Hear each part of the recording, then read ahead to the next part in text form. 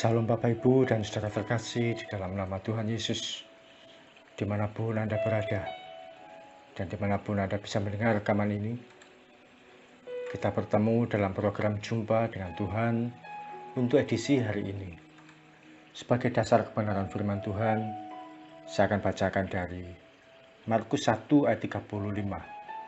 Firman Tuhan mengatakan, "Pagi-pagi benar, waktu hari masih gelap, ia bangun dan pergi keluar. Ia pergi ke tempat yang sunyi dan berdoa di sana."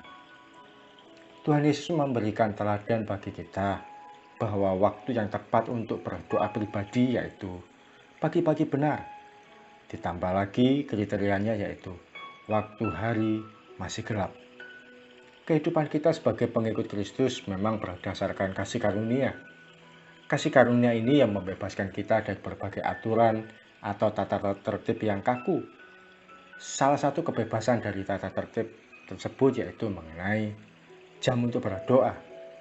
Tidak ada jam khusus kapan kita harus datang berdoa atau melaksanakan ibadah pada Tuhan. Seperti halnya pada teman-teman dari keyakinan lain yang punya jam khusus untuk berdoa atau melaksanakan ibadah pribadinya. Oleh karena itu banyak yang berkata, orang Kristen jam doanya bebas, kapan saja bisa datang bertemu Tuhan. Namun kalau membaca ayat ini, pola pikir kita akan diperbarui.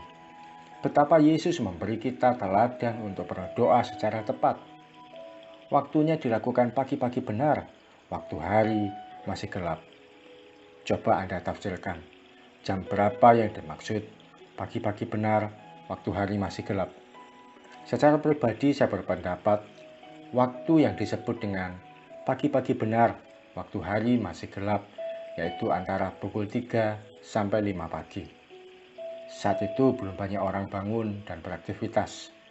Situasi pun juga masih gelap. Mengapa Tuhan Yesus mengajarkan waktunya pagi-pagi benar dan hari masih gelap? Saat kita berdoa pada jam-jam itu, kita sedang menyediakan waktu untuk berdoa. Orang yang menyediakan berarti menjadikan sesuatu sebagai yang utama, bukan menyisihkan, apalagi menyisakan. Kalau orang jam berdoanya sesempatnya, semampunya, atau serelanya, maka dia sedang menyisihkan waktu. Di sela aktivitas kesibukan, membuat sedikit waktu untuk berdoa pada Tuhan. Atau kalau jam berdoanya bisanya malam, maka dia sedang menyisakan waktu untuk Tuhan. Tentunya akan ada banyak pro kontra di sini. Bagaimana kalau kerjanya pulang malam? Kan tidak bisa bangun pagi. Bagaimana kalau sudah capek dan sebagainya? Tapi firman Tuhan mengajarkan untuk kita datang pada Tuhan pagi-pagi sebagai bentuk prioritas kita pada Tuhan. Kita sedang menjadikan Tuhan sebagai yang utama dan yang pertama. Saat itu kita ambil waktu untuk berdoa, bercakap-cakap dengan Tuhan. Seperti HP, kita sedang ngecas roh kita pada Tuhan. Satu kali saya harus mengurus pembayaran rumah sakit menggunakan fasilitas BPJS. Saat itu anak saya sedang dirawat di rumah sakit. Saya diberi masukan oleh suster untuk ambil nomor antrian loket BPJS pagi-pagi keesokan harinya. Saya diberi masukan sebelum jam 4 sudah antri. Saya datang untuk ambil antrian keesokan harinya pukul 4 lebih sedikit. Saya berpikir masih bisalah jam segini.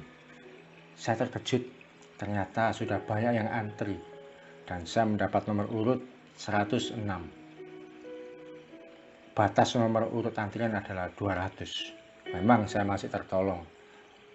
Tapi kesimpulan saya, ada orang-orang yang datang lebih pagi lagi dari saya. Siangnya saat loket dibuka jam 8, orang yang memiliki nomor antrian bisa dilayani lebih awal dan lebih baik, termasuk saya. Ada seorang bapak yang bangun kesiangan. Dia baru antri pukul 9 di loket BPJS. Dia tentu ditolak karena nomor urut sudah habis. Dia harus kembali lagi pukul 12 saat jam layanan loket sudah mau tutup. Dari peristiwa itu saya belajar, Orang yang mau datang pada Tuhan lebih awal, lebih pagi, dia yang akan mendapatkan berkat yang istimewa.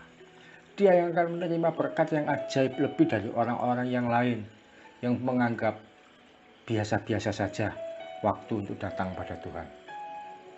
Kalau Anda sedang dalam kondisi berharap sesuatu dari Tuhan, menginginkan keajaibannya dinyatakan atas hidup Anda, sediakan waktu untuk datang pada Tuhan lebih pagi, lebih awal.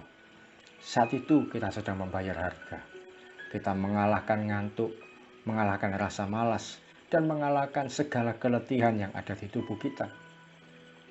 Ketika bangun pagi-pagi, kita sedang membuat Tuhan menjadi yang istimewa dalam hidup kita. Dan siapa yang mengistimewakan Tuhan, maka Tuhan pun akan mengistimewakan kita. Mari kita datang pada Tuhan. Terima kasih Tuhan Yesus untuk kebenaran firman-Mu yang boleh kami terima, yang boleh kami pelajari, yang boleh kami nikmati ya Tuhan. Bahwa kami harus menyediakan waktu untuk datang pada Tuhan. Pagi-pagi benar. Saat itu ya Tuhan, Engkau akan menyediakan diri juga untuk bertemu dengan kami. Kami mau menjadikan Engkau sebagai yang pertama, yang utama, dan yang prioritas dari segala aktivitas kehidupan kami. Sehingga kami boleh membuat Tuhan itu adalah pribadi yang tidak bisa dibandingkan oleh yang lain. Ketika kami datang pada Tuhan pagi-pagi sebelum kami melakukan banyak aktivitas, kami menyediakan diri untuk berdoa, untuk datang pada Tuhan, untuk sharing dengan Tuhan, untuk melakukan aktivitas pribadi dengan Tuhan. Di situ kami percaya akan ada berkat yang ajaib, akan ada mujizat yang istimewa, akan ada pertolongan Tuhan yang disediakan. Akan ada perbuatan-perbuatan yang tidak terduga yang Tuhan sediakan bagi kami.